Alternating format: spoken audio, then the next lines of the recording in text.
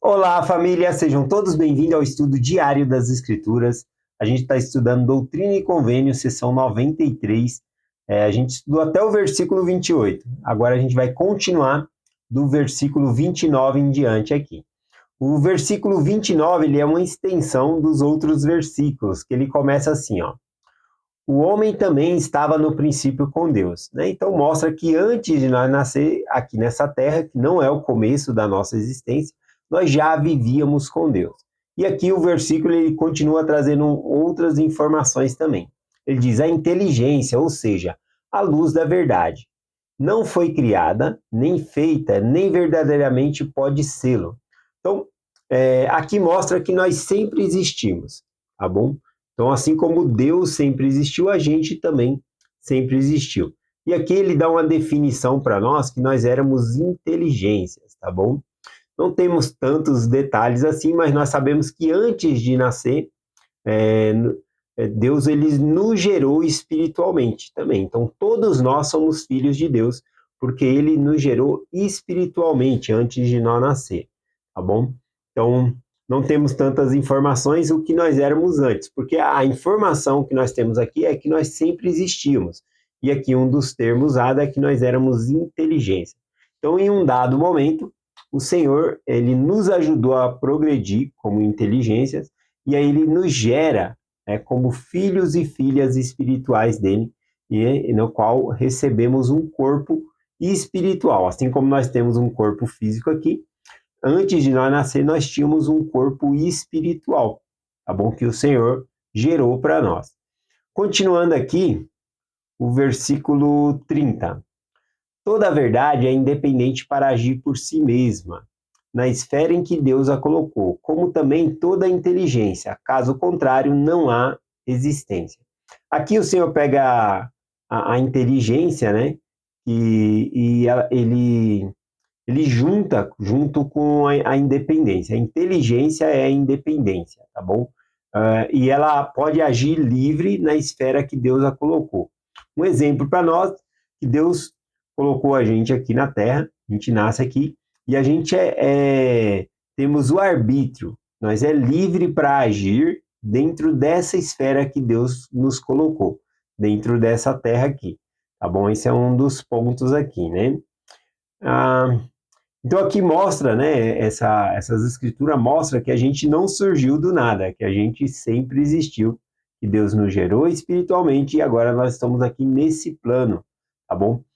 Ou seja, o plano do Pai Celestial é que nós possamos ter essa liberdade, que é chamada arbítrio, para que nós possamos escolher seguir o bem, seguir a luz dele e assim ganhar mais liberdade, mais glória, tá bom?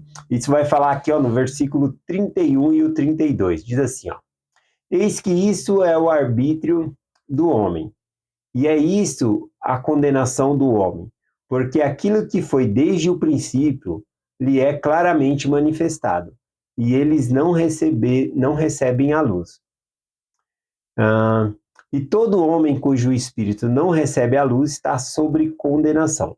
Então aqui o Senhor conecta a independência ao conceito do arbítrio. Nós somos livres, mas temos o arbítrio ali. O mesmo dom que nós usamos, que é o dom do arbítrio, para nós alcançarmos a exaltação, para a gente ter a salvação, escolhendo seguir a Jesus Cristo, nosso Senhor, é o mesmo dom também que nos traz a condenação. Quando a gente recusa essa luz, não segue, tá bom? A rejeição à luz da verdade, a gente fica na escuridão. E essa escuridão que é a condenação, é não ter conhecimento das coisas, rejeitar a luz que é Cristo. Então é isso que ele coloca aqui. Então nós temos o arbítrio para agir, mas junto com esse arbítrio vem também as responsabilidades, as escolhas que nós temos que fazer, tá bom? Então, vamos lá. Aqui diz assim, ó. Sempre que sentimos uma inspiração, aqui está falando sobre seguir, né? Seguir a inspiração, porque nós somos responsáveis por nossas escolhas. Então, sempre que nós sentimos uma inspiração, a gente deve seguir essa inspiração, a revelação que Deus nos dá, né? por conta dessa habilidade que o Senhor nos dá de escolher. Vamos lá para o versículo 33, que diz assim: Pois o homem é espírito, e os elementos são eternos, e o espírito e os elementos inseparavelmente ligados recebem a plenitude da alegria. Bom, aqui então ele fala da nossa essência eterna, que é espiritual, tá bom? Ou seja, nesse corpo que eu estou físico, habita um ser espiritual, né? Conforme nós já falamos, que a nossa essência ela é espiritual. E a gente está revestido de um corpo físico aqui. E assim como o nosso espírito ele é eterno, também a matéria é eterna, como ele colocou aqui, tá bom? A matéria também ela é eterna. Ele colocou aqui no sentido os elementos, né? Os elementos são eternos. Não dá para acabar com os elementos, eles são transformados, tá bom? Você pega uma árvore lá, corta ela, vou acabar com essa árvore, vou fazer uma mesa. Não, você transformou ela, modelou ela numa mesa. Aí eu vou acabar com essa mesa, vou botar fogo nela. Ela vai virar carvão, ela vai se transformar em fumaça, se dissipar no ar, mas ela veja que é só transformando, ela não some, né? Então a matéria também ela é eterna, tá bom? Assim como o espírito é eterno. E aqui ele junta as duas coisas. Ele coloca aqui que juntos, né, tanto o espírito como a matéria, juntos, inseparavelmente, elas tornam-se, então, a plenitude da alegria. A plenitude da alegria vem, então, por meio da união do espírito e o corpo para sempre.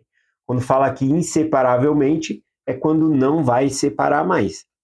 A gente vai ser separado do nosso corpo quando nós morremos. Quando nós morremos, o nosso corpo, né, ele é sepultado e o espírito continua vivendo e vai para um lugar preparado por Deus. Então a gente continua vivendo, né, em espírito. Agora ele fala da plenitude dessa alegria é ter o corpo e o espírito unidos para sempre. Eu acho que vai falar até mais sobre isso aqui, ó. Versículo 34 diz assim: Portanto, separados não podem o homem receber a plenitude da alegria. Tá vendo? Então, os dois separados não recebem a plenitude da alegria. Ou seja, a felicidade, a plenitude da alegria que é a felicidade. A felicidade ela é limitada, né? Sem os dois juntos, a felicidade é limitada. É isso que ele está colocando aqui. Lá em Doutrina e Convênio, 138, versículo 50, ensina a mesma coisa, dizendo aqui, ó, porque os mortos consideravam o longo tempo de seu espírito estavam ausente do corpo como uma escravidão, né? Como se fosse uma prisão, né? No sentido de escravidão aqui, ou prisão, é no sentido de limitado. Quando a pessoa está presa, ela está limitada, ela não pode ter a liberdade que ela poderia, tá bom? Então, a separação do corpo e espírito traz uma limitação, né? Tem coisas que você consegue fazer com esse corpo que só em espírito você não consegue, tá bom? Então, a plenitude dessa felicidade é os dois juntos, conforme a gente está lendo aqui, né? Aqui, então, mostra que o corpo ele não é um obstáculo, né? Na verdade, ele faz parte do plano de Deus para a gente receber essa plenitude da alegria, tá bom? Versículo 35 diz assim: E os elementos são o tabernáculo de Deus. Sim, o homem é o tabernáculo de Deus. Ou melhor, o templo, qualquer templo que for profanado, Deus destruirá esse templo. Bom, aqui é bem uma referência lá, 1 Coríntios, capítulo 3, versículo 16 e 17, na qual fala que o nosso corpo é um templo de Deus, né? E quem destruiu o templo de Deus, Deus os destruirá, né? Paulo ensina bem essa parte lá. Então, aqui no versículo fala que esses elementos são o tabernáculo de Deus. Essa palavra tabernáculo, né, é quando Deus ele mandou Moisés lá construir um tabernáculo, ou seja, um templo móvel onde ele podia se manifestar ao seu povo, tá bom? Então, o tabernáculo, então, aqui é uma casa de Deus. Então, ele está falando que todos os elementos são uma casa de Deus, é um tabernáculo, é um templo de Deus. Todos os elementos. inclusive o nosso corpo, ele é um templo de Deus, conforme Paulo ensina. Então, o versículo ele falou aqui, ó, os elementos são o tabernáculo de Deus. Sim, o homem é o tabernáculo de Deus. Então, Deus habita em nós. Em todos os elementos, Deus ele habita. Ele se move, né, por meio desses elementos aqui. E aqui, então, falou essa referência, né, dizendo que qualquer que profanar esse templo, né, esse tabernáculo, Deus o destruirá.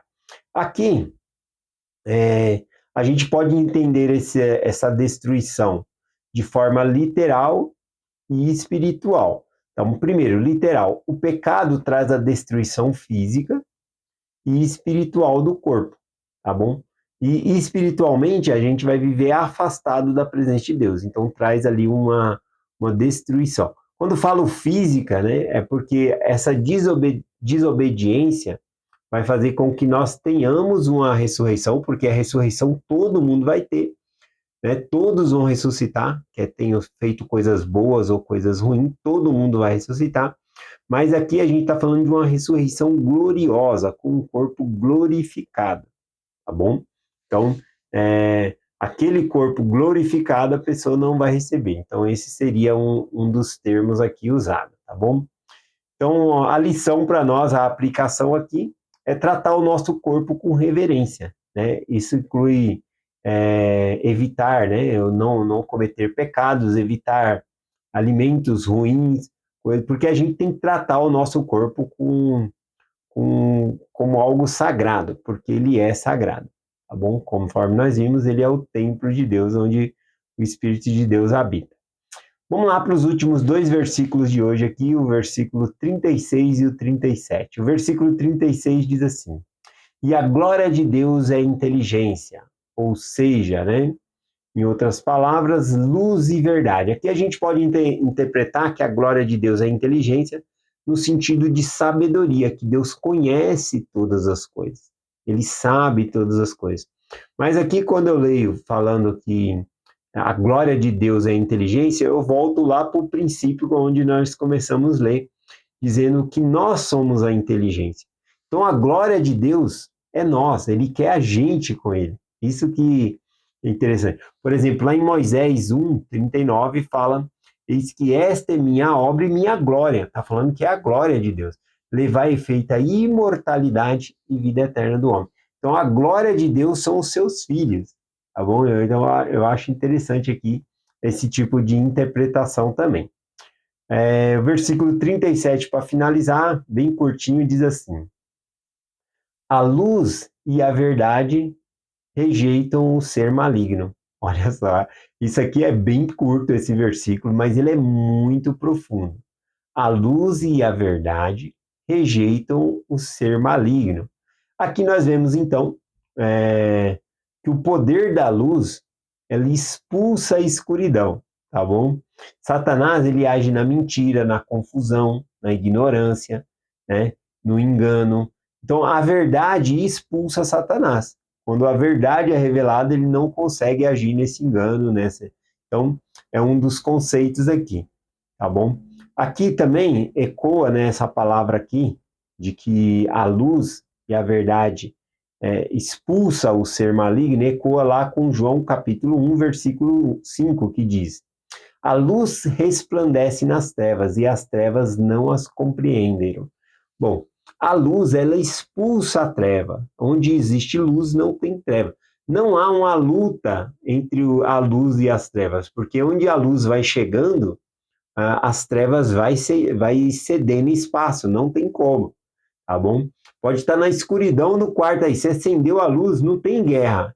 Eu não quero, não tem uma guerra entre a luz e as trevas, né? A luz, ela expulsa as trevas imediatamente, tá bom? Então é algo bem interessante aqui para nós. Então, da mesma maneira, várias escrituras falam que não há uma luta entre Deus e o diabo, porque o poder de Deus não dá nem para comparar com o poder do diabo, né? E o poder de Deus mencionado em várias escrituras que com um sopro, né? Com um sopro ali o Senhor vence o inimigo. Então não há uma luta, né? A gente vê essa aqui lá em peguei várias escrituras que falam sobre esse sopro, né, que vence o inimigo. Lá em 2 Tessalonicenses, capítulo 2, versículo 8, fala que com o sopro, né, ele aniquilará a manifestação do anticristo, né? Lá em Naum também, capítulo 1, versículo do 3 ao 8, também fala que o Senhor, com um sopro, ele vence os inimigos.